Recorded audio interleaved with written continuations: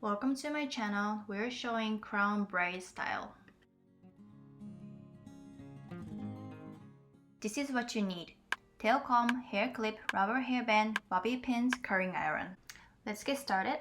Section back, zigzag, clip left side, start braid on the right side.